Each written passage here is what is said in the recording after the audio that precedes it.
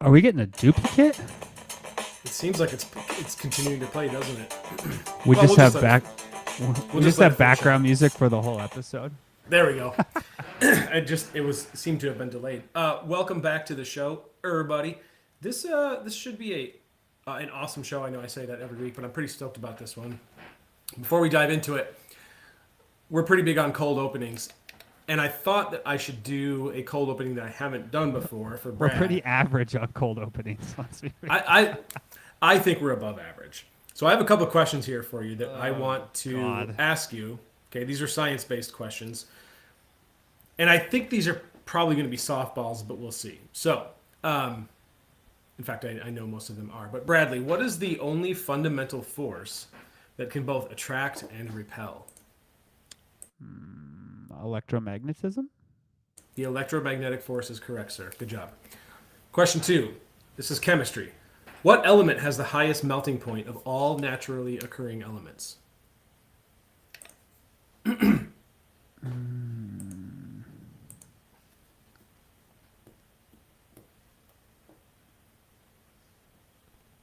Plutonium. Tungsten. Okay. Around 6,192 degrees Fahrenheit. That's hot. In astronomy, what's the name of the boundary around... Oh, this is way too easy. Around a black hole. The event horizon.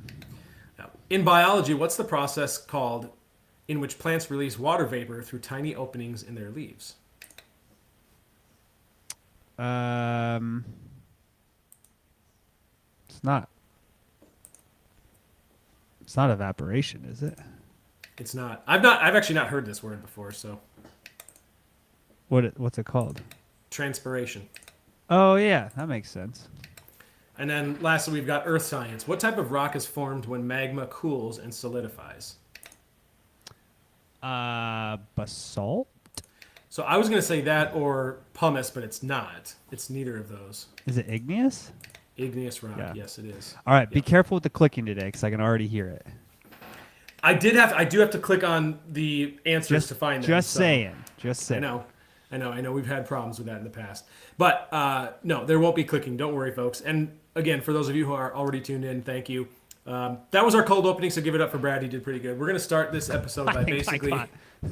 40%. I think I was 2 for 5. That's probably better than God. than most people would do. Okay, so here's the deal today. I wanted to talk about weight loss as preventative healthcare because it isn't often talked about that way, right? And one of the benefits of losing weight is that you can end up improving your health in many ways. A lot of health markers improve, and when that happens, you lower your risk for very common diseases like heart disease, having a stroke, diabetes, all of these things you reduce your risk of when you lose weight. And so in that sense, you are taking preventative action, for your health. And so we wanted to dive into that and kind of explain to you guys how that, how that all, what that means, how it works, why you should care. And ultimately, in my opinion, this to me, when you think of it this way as preventative healthcare, to me, I think is always going to be the singular. Again, this is just my opinion, but that's the singular strongest reason to lose weight, because I can't think of any better investment to take care of your health than, hey, I can live longer without disease and be around for my wife and kids longer. Like, that's a pretty powerful thing. So I think for me, when you understand that, it can be a really powerful motivator. And so for those of you that are looking to lose weight and are struggling and you're just trying to find that motivation, or you're just like, why am I doing this? Keep this in mind. This can be a very powerful reason and keep you going. So, excuse me. I do have the problem with having 13 kids is that you're often sick. And so I am sick right now. So forgive any coughing or sniffling that I do throughout this episode. So, anyways, I've kind of defined what I think of when I hear preventative healthcare. But Brad, I know your brain lights up too when we talk about this kind of stuff, because this is really about data and physiology, not just motivation, right? So let's start there. What does preventative medicine actually mean when we strip it down to the basics in your book? I mean, like, definitionally speaking, it's really what can you do to prevent diseases or illnesses from occurring that you have control over, right? So there's things that are completely unpreventable. Like, I think it's the fact that I'd have to go double check the data, but like 50% of cancer occurrences are completely due to random chance, right? Like, it's not really controllable environmental, like, it's probably, there's some environmental there, but like, it's just true random chance due to mutations from genetics, right? And then there's things that are like preventative. For example, we know that you can prevent certain types of like illnesses and infections by not engaging in like certain behaviors, right? Like your chance of getting things like hepatitis B, if you are not an IV drug user and you don't have like other lifestyle choices that increase your risk, like those are all technically preventative. When we talk about like chronic disease and a lot of the things that drive most of the leading causes of death, reductions in quality of life, increased costs of healthcare expenditures, those are also generally preventative or delayable. And so a lot of that comes down to body weight, body habitus, and lifestyle choices.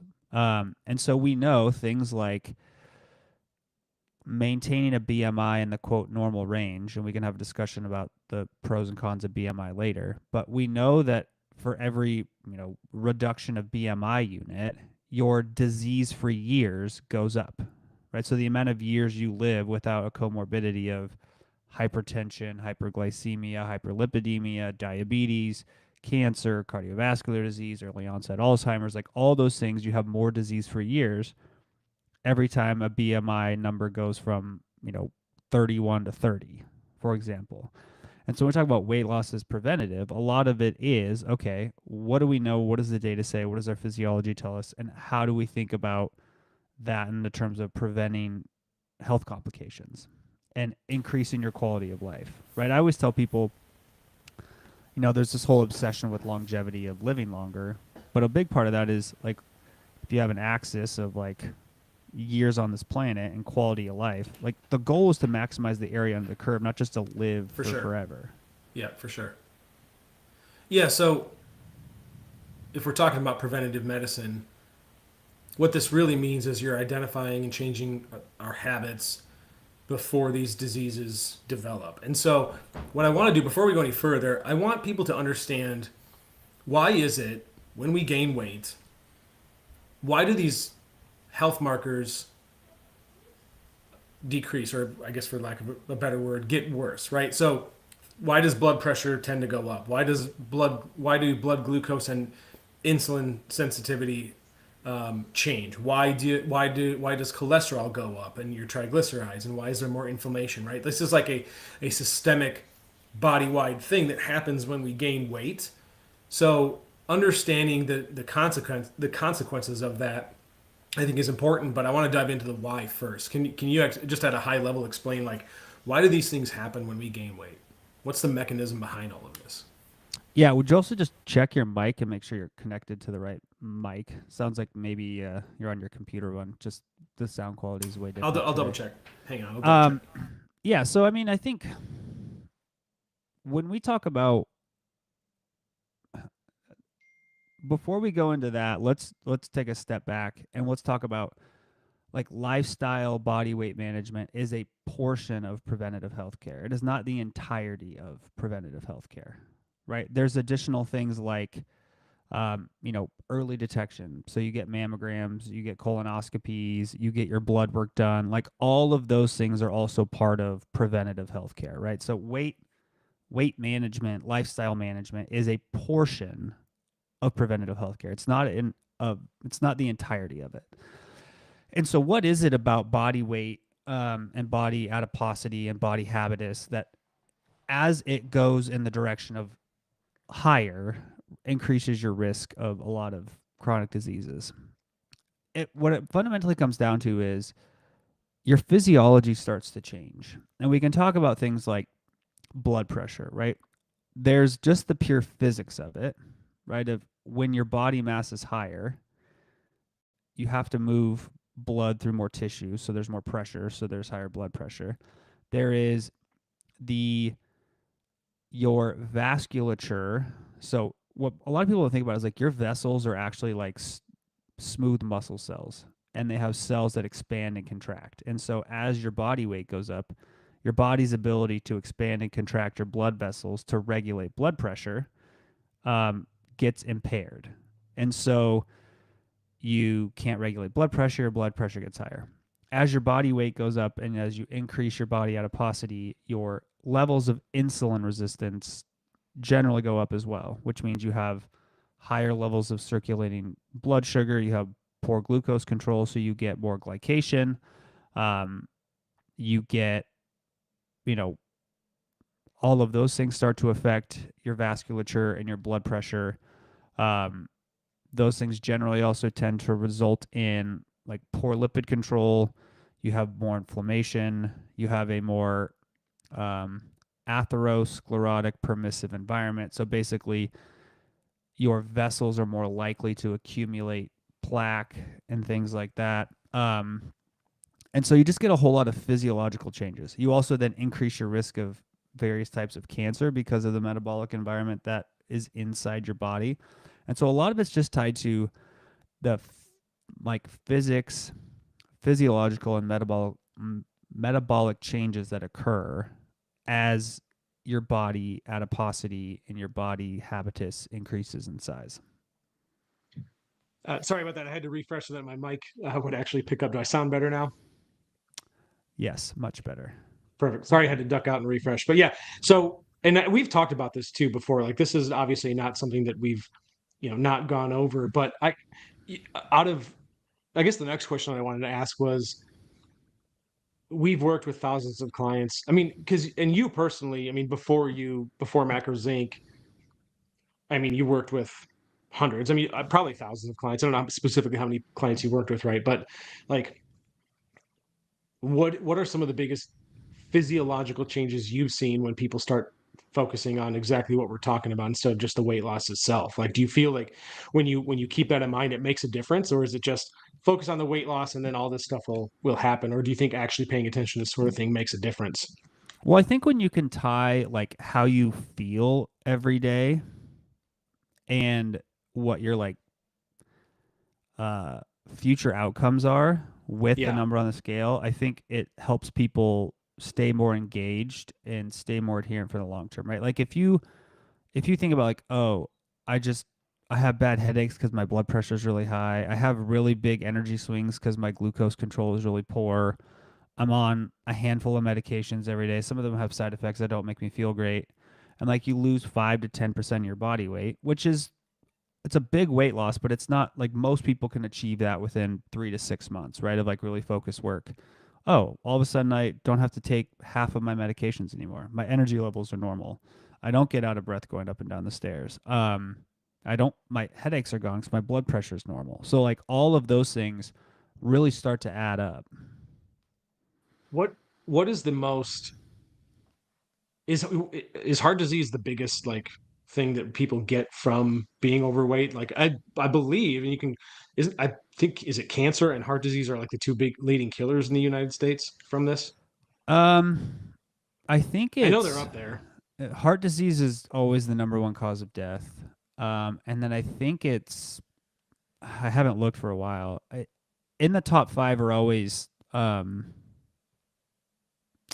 cardiovascular slash stroke, um, cancers, pulmonary like COPD, um, those sorts of things are always in the top. Diabetes is now up in the That top. So yeah, how but the does problem is not like they're all correlated, yeah, right? that's what I was gonna say. They're all related. Yeah. Yeah, and there's the reality too is like if there's a lot of people who die with things and Yeah, not just right. from things. From it. Is Yeah. that fair to say that is would type 2 diabetes be one of those things where you die with it, not necessarily from it, or it's or rather it's from the complications Yeah, that I come mean, along or with it's it? like the primary cause of death is exacerbated by the underlying By it. comorbidity. Yeah. Okay. Do we, and I think, also one of the things that we probably shouldn't be overlooked, I'm not necessarily saying it is overlooked, but like joint pain, mobility loss are huge. Like when Yeah. that happens, your risk for dying soon sooner goes way up. I know that much. And then you've got, your cognitive decline, and I think even risk for dementia goes up too. So it's not just, physical, it's mental as well, right? Like there's other factors at Yeah, I play mean there. it's all interrelated, right? I Yeah. mean, if you carry extra body weight for decades, your risk of arthritis goes up and the progression of arthritis goes up, which Yeah. means you move way less, which means your ability to regulate your body weight is poorer. Your ability to regulate your like levels of glucose control is poor. That increases your risk of cardiovascular, cancer, stroke, Alzheimer's, etc. And so all of those things, it's just such a like feed forward cycle, right? Yeah. And the way I think of it, and multiple people have said this in our community, is they when you think about preventative healthcare in this way, it's like I can invest now and pay money for help from somebody, as opposed to racking up potentially thousands of dollars in medical bills to help solve an issue that years ago I could have prevented if I'd just taken the right steps, right? So as as we think about these preventative measures, that's what we do, right? I mean, we help with that. Like ultimately, I know people hire our coaches, and the things that we provide for people is ultimately, um, well, for a lot of people, it's about wanting to lose weight and look better. But when you do that, you do add years to your life, right? So if you think about it as sort of an investment of your overall health, not just looking better and feeling better, but your health markers improve, your longevity can go up, and your health span. Let's talk about that real quick before we move on, though. Can you tell us, like, there's obviously a difference between lifespan and health span. How would you eloquently put that difference and sort of explaining what health span is? I mean, we kind of talked about it at the opening of the show, right? Health span is basically the amount of years you live and can do the things you want to do in your life, or you're disease free, right? There's like technical definitions, I'd have to look it up, but maybe health span is like the total number of years you live disease free or whatever it is. But the reality is, when your body is capable of doing at least some of the things you enjoy and can do versus when it can't, Yeah. Yeah. right? And I think, one of the conversations I had with a client a long time ago is he was like, his sole focus in life was pretty much just like, I want to become super wealthy, right? Like that was just his goal, which is great. Like if that's your sole goal, go do Mhm. it, crush it. And he was like really struggling with his body weight. He's like, it's just really hard for me to like prioritize this because right now I'm working so much and like this is my main focus. And I'm like, hey, totally get it. If we actually though, like let's look at this from a different perspective.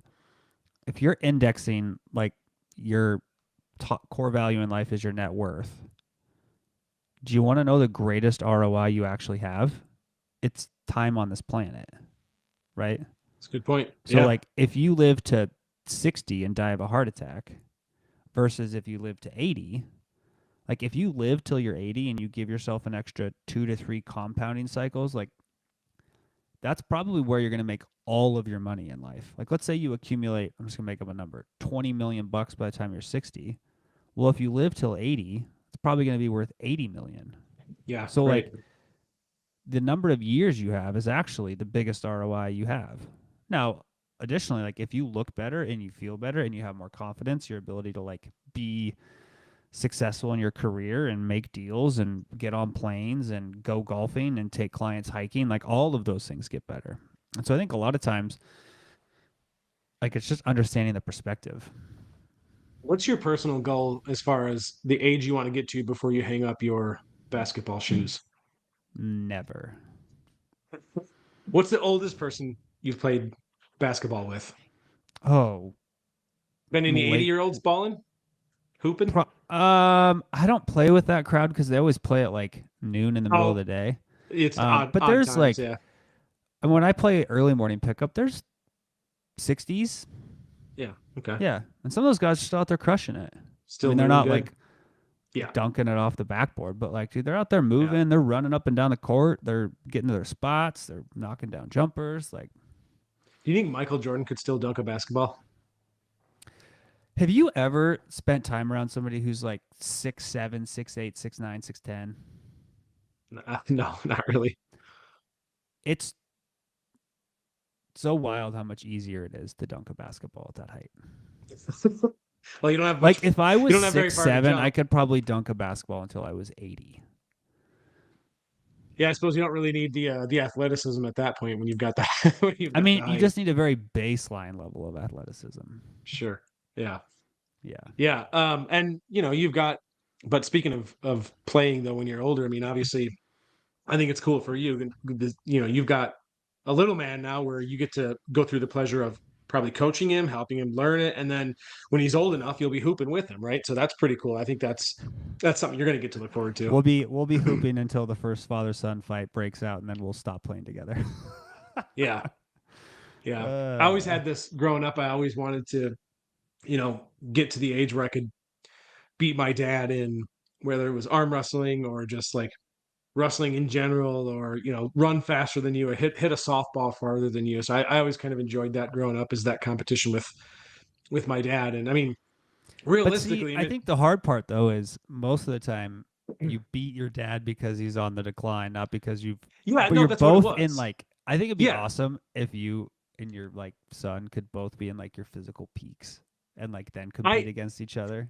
I've had that I totally agree. I've had that conversation with my dad, and it's like I wish you could go back in time. I could meet when I was 28 in my prime, meet 28-year-old Carl, right, my dad, and just like have a competition with him. It doesn't work that way, but it'd be super cool. Like I think I if you think could just there's a time reason travel it and doesn't work that way, evolutionarily speaking. true. Yes, true. Although, if you Uh, think like, man, back in the day when people were having kids at like 15, 16, oh yeah. I Oh mean, yeah. you would be in your like early 30s by the time your Not that kid was much. like Yeah. mostly grown. That'd be wild. Not yeah, and which would, that's not that big of a difference, and you could like compete when you're both still in like pretty good shape, and like me, you might not be Yeah. peak yet, but good enough, right? I'm going to be like broken by the time my kid can. I don't know about that. We'll get back on topic. But real quick, basketball. Are you doing something for GU this year?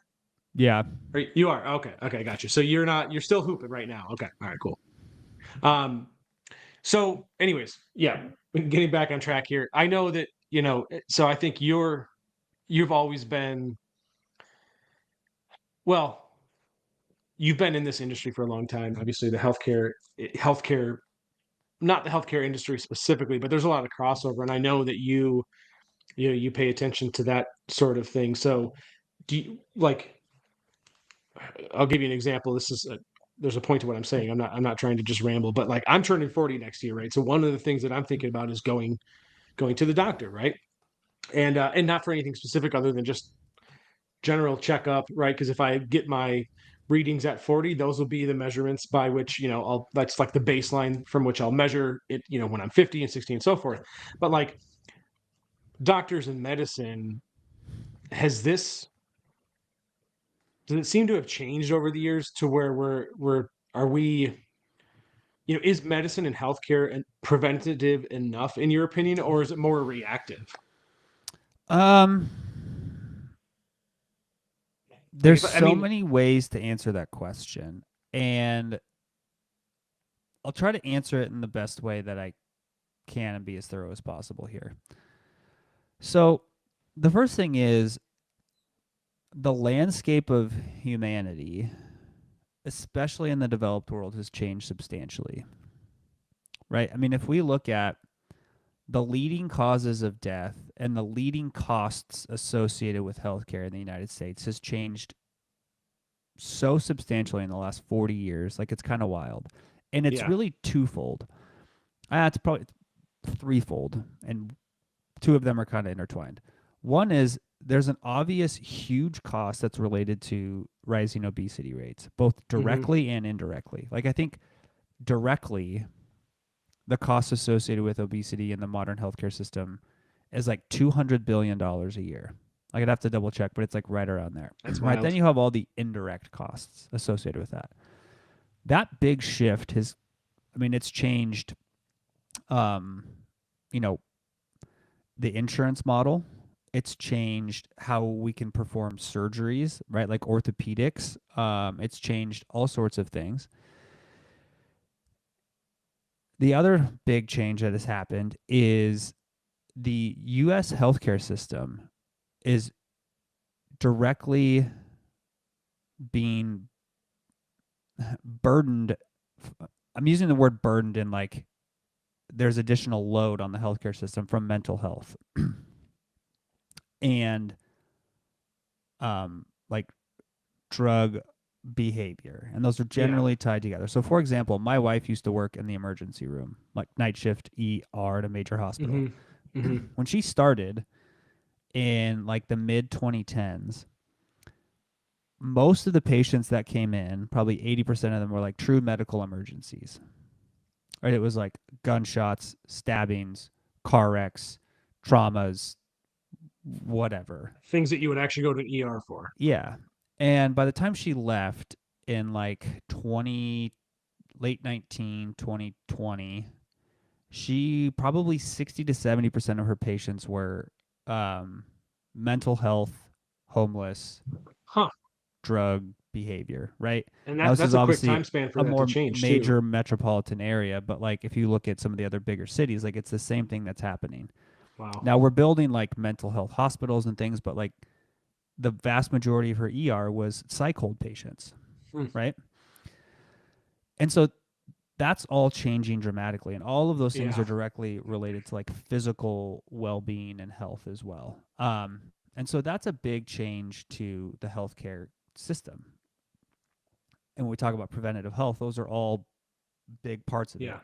Now, the other Yeah. side of the equation is we have also asked the healthcare system to take responsibility for something it was not built for, right? If you look at the actual model of healthcare, how hospitals are designed from like a structural, financial, training, insurance reimbursement, like the whole thing, top to bottom, healthcare as it's designed in like the traditional sense is like acute crisis healthcare, right? It's like if you're in a car wreck, we will keep you alive and we will save you. If you need to give birth to a baby, which is a medical crisis, like, and by all sense of the word, like delivering a baby is a huge Mm-hmm. medical thing, right? Mm-hmm. Um, Treating severe illness and disease, like somebody gets septic, somebody has some sort of acute health crisis, like that's what healthcare is designed for. It's not designed for like the management of lifestyle in Yeah. long-term health, Right. right? We have, I'd have to go look at it, but there's like 300,000 primary care physicians in the United States. Maybe it's, let me look that up real quick before I totally, how many primary care physicians in the US? Wow, that's a good guess. 280,000 as of 2022. So that means if there's 300 million Americans, 300 million divided by 300,000. That means there is that right? I Oh, mean, if you were to take how many people could each physician handle, what does that look yeah, like? that's one physician for every 10,000 people. Oh, damn. Could you Yeah, imagine if our that's coaches, if every coach had 10,000 clients, right. Yeah, that's right? yeah. So you think like, okay, if a primary care physician, if their role was to take care of the preventative health care of our entire society, that means, Yeah. okay, they're going to be able to spend 10 minutes with a patient. Yeah, exactly. Our, our, our coaches spend 3 times that every week with a person, Very true. right? And so preventative health care really comes down to the work that we do. Like if you think about it, okay, what do we know is really preventative health care? Move your body as much as you can within reason, right? Um, Eat high quality foods and make sure you don't eat too much. Manage your stress. Figure out how to do all of those things within the context of modern life. So there's like, you got to have some skills. You got to understand behavior change. You got to understand like what actually matters and what works. Um, how do you have relationships with people that can actually value those things and teach you about those? And so that's preventative healthcare. Yeah. And so the system is not designed to do that. Like one person is supposed to take care of the health of Yeah, right. 10,000 people in a Yeah. meaningful way. Not going to happen. Yeah. Yeah, it's a really interesting way you put it too, because when you think about it that way, yeah, it just really. And thing that blew my mind too is when you said about your wife having started around 2010, I think is when you said, and then by 2019. So I mean, basically within the span of 10 years, the type of people coming in changed. That's not a lot of time. Like that happened quickly. No. Like why do Yeah. we think what was it about those 10 years? There's a whole lot of reasons. Because A that's lot of them crazy. probably are not relevant to this show. Like there's But there's political, there's economical, there's sure, socioeconomical, yeah. there's like there's so many reasons. And but what's been really interesting is obviously during the COVID from 2020 to 2022, there's a huge shift in healthcare, and it's never gone back. Like it's still the same. Like that was a very large change in healthcare, right? Yeah. And I wrote an article on this. I don't know if it's still up, but maybe I can share it with the group at some point. But there was kind of this whole during the height of all this stuff, there was like a big discussion of like why are hospitals not prepared for a massive pandemic of stuff. It's like, do you understand the cost it takes to run an ICU? I mean, if Like you're asking me personally, no clue. it's so, I mean, you have to have, okay, you have to have one high skilled nurse who's highly trained for every two patients. You have to have physicians. You have to have ungodly expensive equipment, like insanely expensive. It's probably, I don't know, I'd have to do the math, but like 10 to 20 grand a day per room just to like run the room, not including Holy all the crap. interventions, like all those things, Right. right? Damn. And so you think, okay, well, a hospital has to be able to fund that. And so hospitals are like not profitable and they can't be run unless they're like always about 70% full. Right? So you can't have 100 years of just a hospital that has 9,000 rooms that aren't being used, right? And then hope and then like, oh, and there's an influx of 1,000 people because of a pandemic, like we can service them. It's like that's just not how the system is designed, right? And so we just have to, I think, as a society realize our healthcare system is built to do one thing. And for the last 30 years, we've been asking it to do something completely different, and it's starting to break that system. So this is related, and this is really interesting. If we're talking about preventative healthcare, let's take the example you just made about hospitals having to be, we'll say between 70 to 80% full in order to be profitable.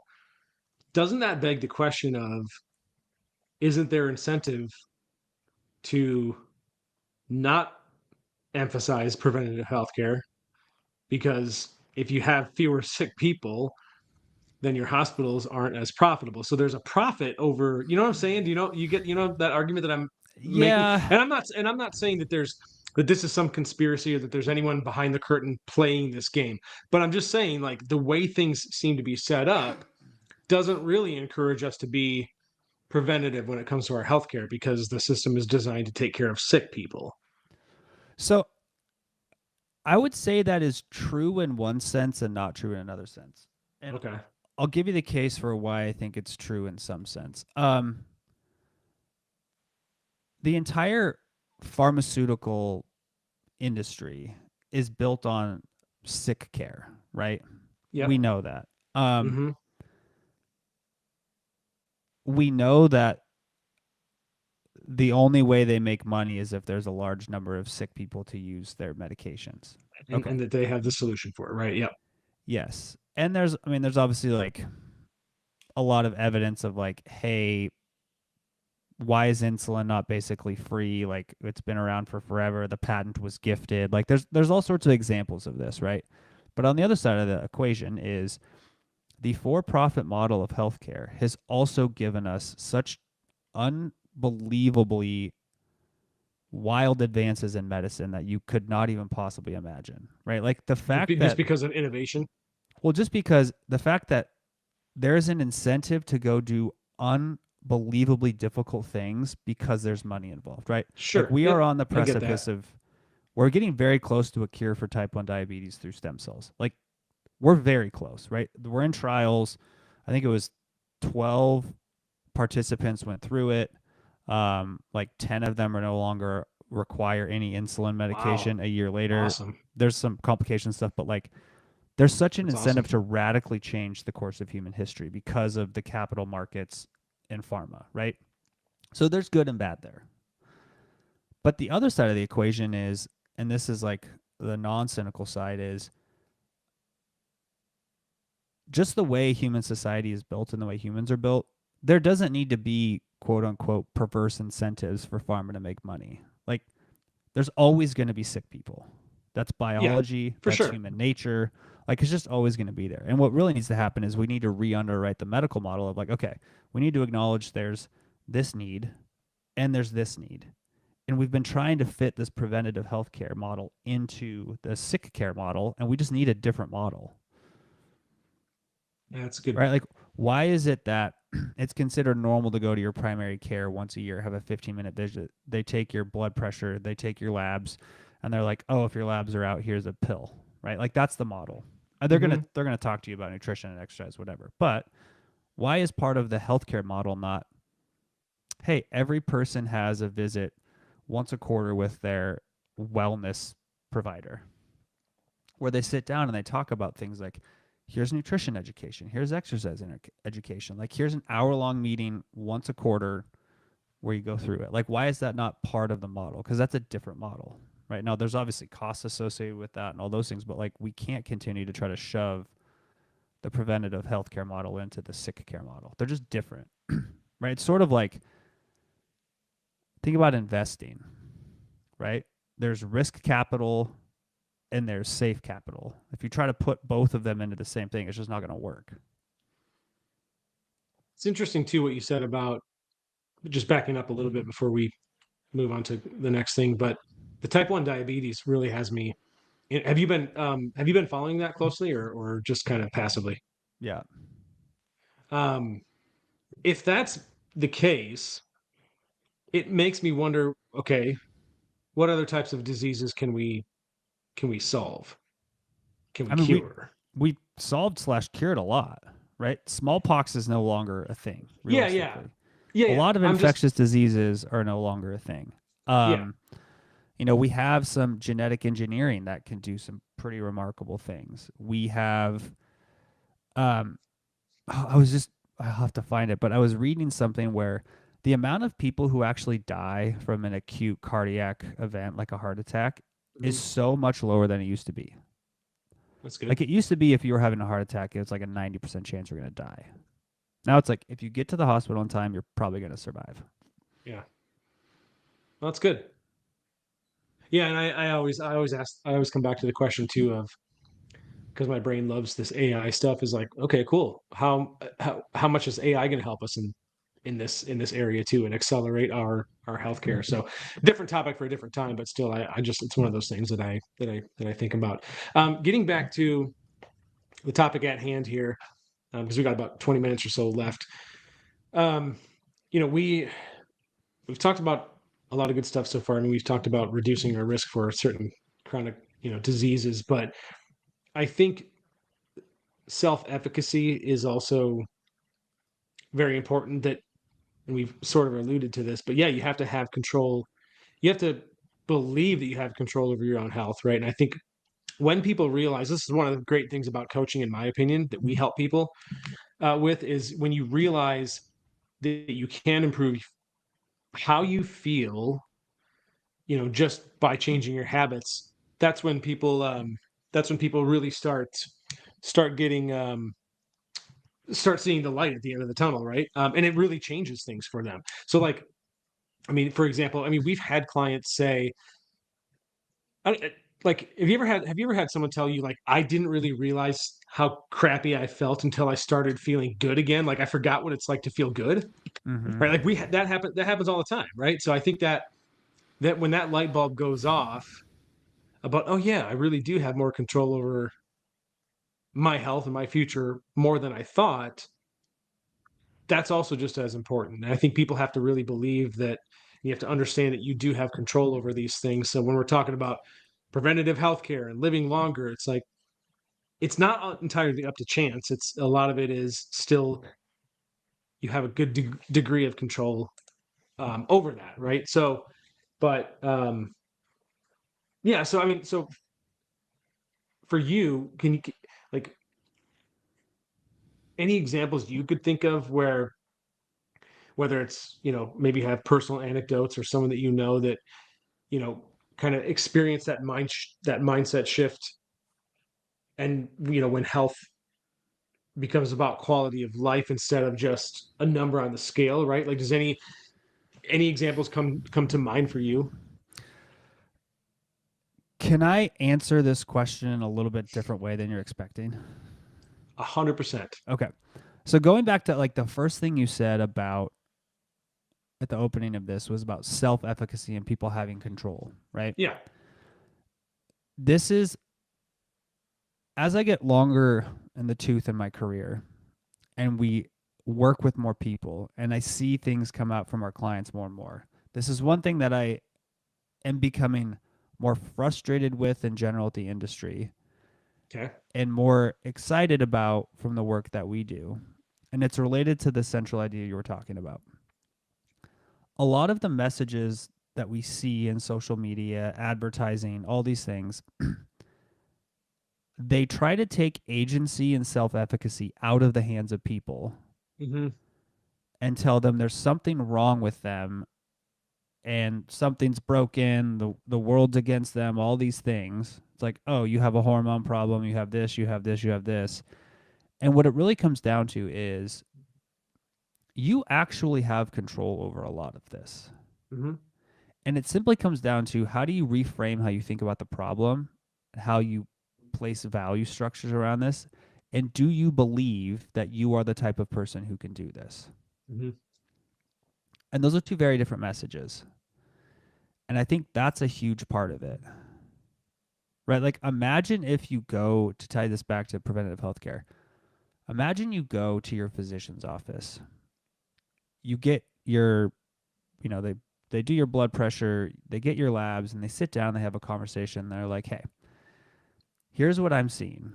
Your blood pressure looks higher than it should be for somebody of your age. Your body composition is probably in the higher risk end of things.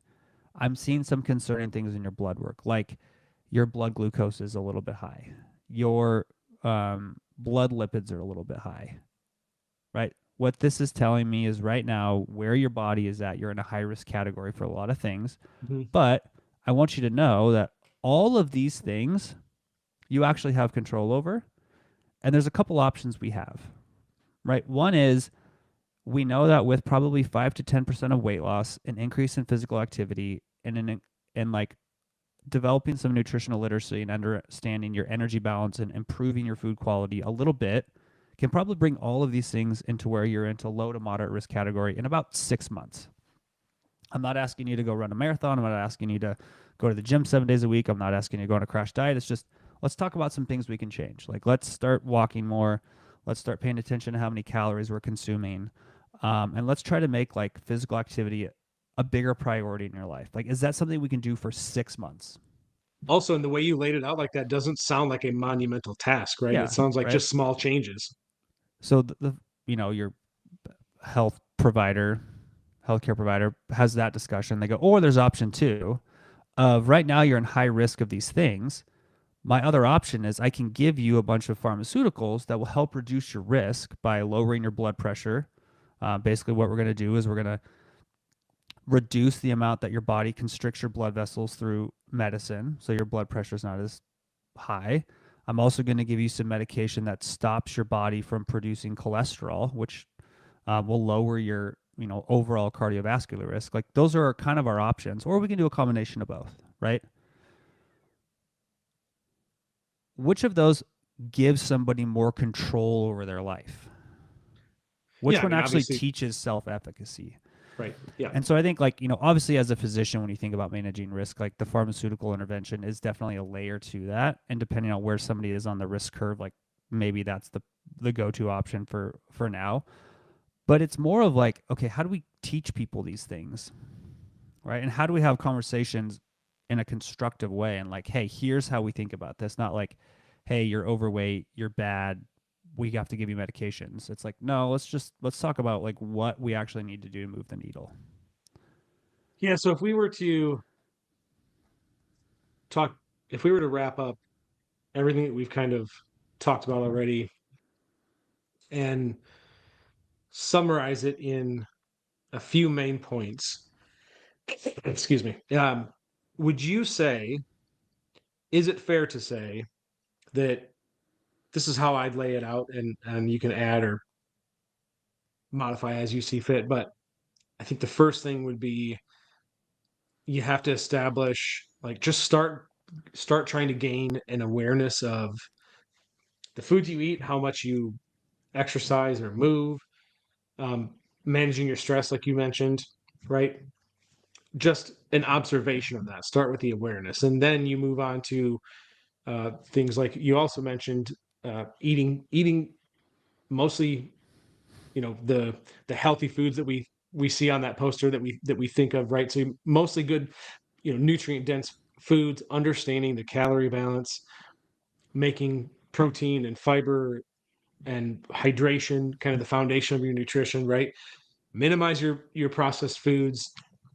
Don't necessarily need to do the all or nothing, restriction, right? Then it's exercising is try to get some resistance training. We've talked about this many times, but like exercise ideally is about cardio, whether that's running, jogging, walking, something like that, plus resistance training as well. And resistance training also just, it's important because it preserves your muscle mass and increases bone density. We know that those two things are very critical for good health later in life.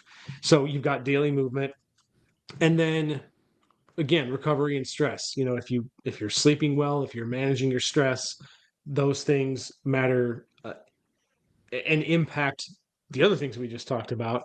So I think if you stack all of those things, right, and just adding one behavior at a time, it's like in your analogy when you talked about, hey, if I'm your doctor and I say, let's do these things in 6 months, to me, we have 6 months to stack these things. These aren't things you got to do all at once. So if people are listening to this and you're thinking, where do I start? It's just tackling these things one, kind of one thing at a time. And over time, they all, now you've gotten, really good at all of them, and now this has become your life, right? And I know that sounds simpler in theory than it probably is in practice, but like essentially that's what our coaching tries to do, right? That's what we try to help people personalize this process, stay accountable to all of that, and then to turn those all of these concepts into lasting habits. That's our ultimate goal, right? But I mean, I think that in a kind of a nutshell is how I would, summarize this. Would you agree? Would you add anything? Would you say anything differently? I would also add the perspective that I think a lot of times people think it's a much bigger task than it actually is. Yeah, Right? I'm not absolutely. downplaying how like weight loss is tough. Like it's really not an easy thing. It requires a lot of just life change. But I think a lot of times people assume that in order for them to see meaningful benefit, like they have to go from where they are to like stage ready physique competitor. It's like Right. 6 months of just focusing on the process of like, can I walk more? Can I eat better? And can I manage my calorie intake? Like, just 6 months of that will fundamentally change your health trajectory in your life. So once again, it's the process, right? Yeah. And it's just committing to doing things a little bit differently consistently for a long time. Yeah. Yeah. Yeah. So maybe just an actionable thought here or an actionable thing someone can do, but like, what's one, how can someone start, small today and build that momentum without feeling overwhelmed? Like if somebody says, Brad, what's the one thing I can do today? Like, what would you say? I want to get started on this journey. Give me one thing.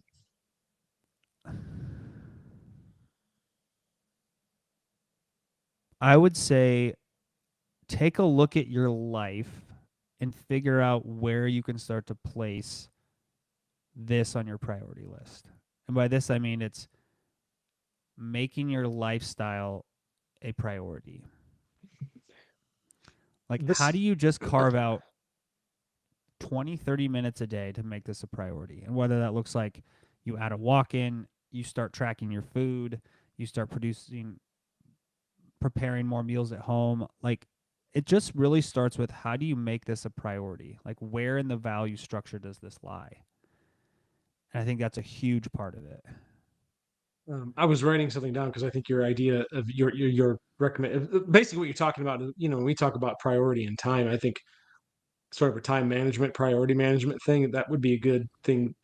We could do a podcast episode on that, and I think would be super valuable because, I mean, let's face it, a lot of people one of their biggest hangups is I can't find the time. I struggle to find the time. Now's not the right time. Right? That word comes up a lot, and it really comes down to time and what you prioritize. And like, there are ways that you can prioritize different things and shuffle around your day and find free time and free up things. So there's a lot of things you can do to help with that. Yeah, and I think it's also important to acknowledge that you're probably going to have to give up something to prioritize it. Like it's not Hmm. like, oh, you're Yep. just being lazy and you're not prioritizing. It's like, no, your life is probably very busy and very hectic. And Yeah. you're gonna have to give something up, but is giving that up worth it to having 30 years in a And better body that you're living that's in? the thing, right? Is I think what we as humans get so, caught up in is we want to have our cake and eat it too, right? And it's doesn't really always work that way. So it's like it does come down to, is the thing that I want to accomplish, am I willing to give up what it will take to get there, or do I just, right? Like that's what I think it comes down to. And you're right, because you are gonna have to sacrifice something. Well, I think also like as humans, we're also loss averse. Like if you go look at the economic literature, Yes, like we're people more loss hate averse than losing what a we can gain. dollar. People hate losing a dollar more than they like gaining $10. Like it's probably not Yeah, that extreme. I'd have to which is go. why you don't like to gamble when you're in Vegas. Yeah. But like, and this relates to what we're talking about. People like giving up your happy hour, your hour Netflix, your Yeah. whatever is taking the place of this, like that immediately has loss. Hmm. And now you're trading it for something that you're hoping in 6 months I have a That better doesn't. life, right? Yeah. And I think Right. that's hard. Like that's a Yeah. hard thing for people to be like, oh yeah, okay, I feel this way because of X, and Yeah. it takes you a while to develop the habits to do that. It's interesting. Do you think that's more about just like all of a sudden there's this gap in my life that I really want to fill with something immediate, and when I can't, I'm more likely to go back and just fill it with the thing that I just took out, right? Like there is that, like Yeah, we want that gratification, that immediacy. It's a very powerful thing that we seek. yeah. I mean, I think about that Yeah. in my life right now, right? Obviously, my days are, especially like Monday, Tuesday, Wednesday. My wife works at the clinic and she doesn't get home till late, Yeah. so it's like, I've got to try to run a large portion of Macros Inc. Right, I have to do a lot of the other, like I still sit on some advisory boards. I still write certification stuff. We're launching this course. I've got some stuff at GU. I've got to take care of the baby by myself at night. So it's like, Yeah. it's a 14-hour just mad dash from when I wake up Yeah, for till sure. he goes to bed. And then I'm like, oh, okay. Well, like then going to the gym is like, oh God. Yeah. Right. It's like, Yeah. man, How are if you I supposed could to just fit have that? 30 minutes to just sit on the couch and just scroll through my phone and not look at anything, like the like Yeah. mental relief that would give me is great. But it's like, okay, like I feel it. Like I feel how people feel. Yeah. And so I get it. It's not easy, but that's just part of like you've got to learn to develop those habits and kind of grease that groove. Is your wife is she did you say, so is she working 12-hour days, 14-hour days? How long is she No, she working? works 8 to 7, 3 days a Okay, so week. I mean Yeah. that's still a long day though. I mean, and I bet she's, after she gets home, I'm sure she's tired as hell too. Like I can Yeah. imagine she just wants to come home and just sit down. So yeah, I get that. It ain't easy, man.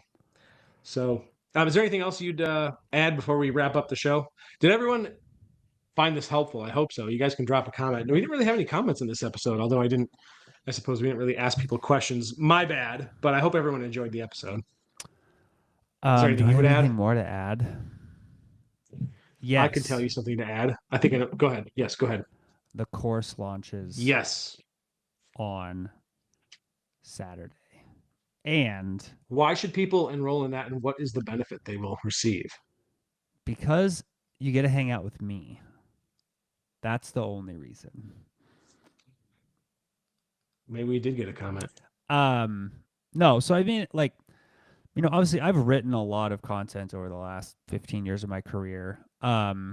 And one of the things that I'm really focused on now is how do we take all the information that we've accumulated on the scientific literature, plus what are all the things we hear in like mass media, and how do we help people filter out like what is true, what do they hear, and then what do they need to know, and like how do we put all that together, and then how do we layer on top of that, okay, here's all the things you need to know, and then how do you get yourself or other people to actually do the things that we talk about in this episode. So the whole course is, it's called the art and or the science and art of nutrition coaching, and it's really built on here's the core fundamental principles we know, and then here's how you actually translate that.